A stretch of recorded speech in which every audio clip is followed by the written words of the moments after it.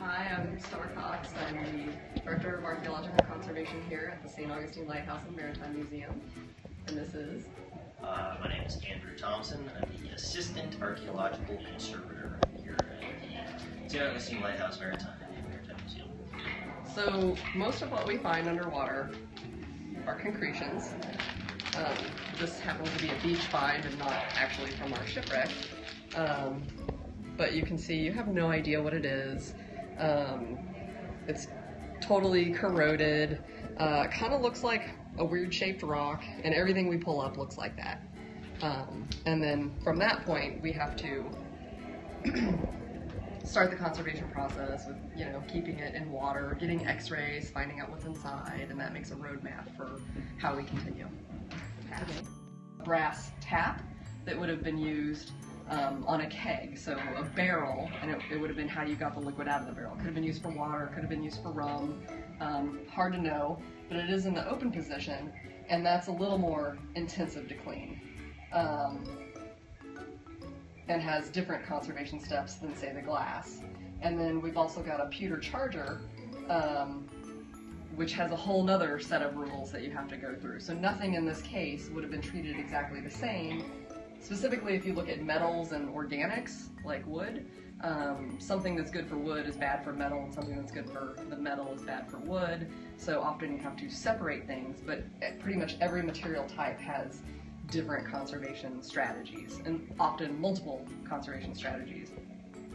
We found a handful of cannons on our site on the storm wreck, and it appeared the way that the wreck happened, it ran up on a sandbar. They tried to jettison a bunch of the heavy items, so they're all kind of stacked up in one position. But we found two different types. This one here is what's called a 4-pound cannon.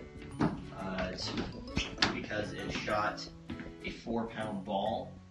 It's kind of a classic cannon design, made of cast iron. And the reason that they excavated this one was out of that pile of cannon that they found. This one had a large covering of concretion on it. So the concretion is all the sand and shell that builds up parts of the artifact, but it also, this is a picture of it being excavated,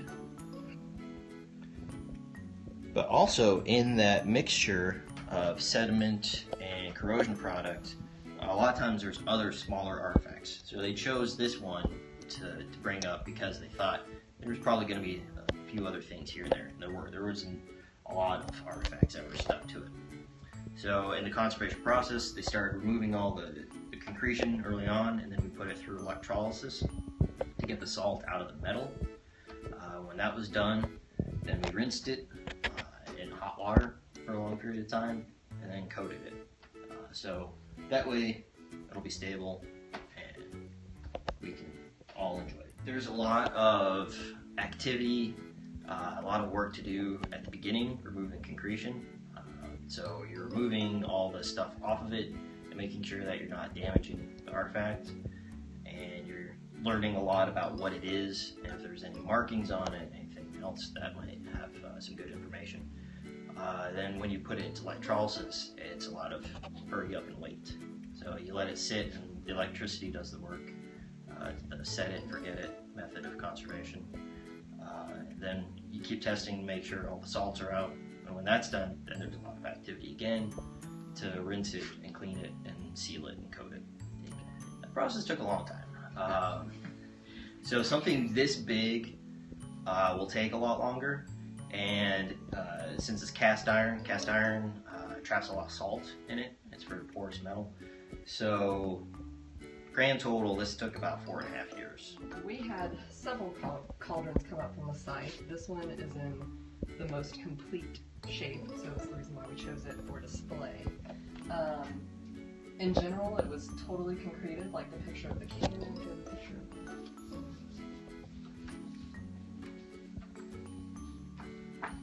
Cauldron, so you can see that it was totally concreted over, had stuff within it as well, and it took a long time. We did actually have some volunteers help with the deconcretion on this, which was nice. Cauldrons are common from this time period, and they don't really help us date anything because they stand. There weren't a lot of changes in cauldron shape and design, and as of yet, I don't think anybody's really written a lovely typology that would tell us exactly. But it did give us insight into everyday life. A couple of different things that we consider on this vessel are whether or not these cauldrons were just shipment, or cargo along with the passengers, or whether they were in use on the ship.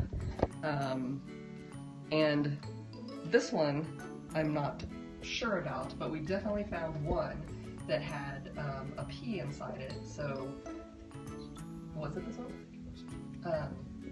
So this one would have been in use. As to whether it was in use on the vessel, with the P, you might think yes, but this was also part of an evacuation, so maybe things just didn't get cleaned as well. You never know. So the ship's bell is bronze, so a little different than brass, but still copper is the primary agent you worry about with corrosion. And there was a wood stock attached, which we still have. It has not completed conservation. But as you can see, there was quite a lot of corrosion. Backside, there's a large chunk of concretion.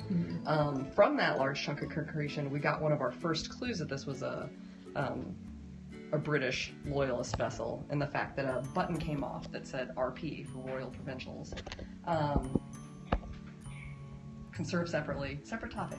However, this bell, after it was deconcreted and separated from its wood, it went through electrolysis just like the cannon did.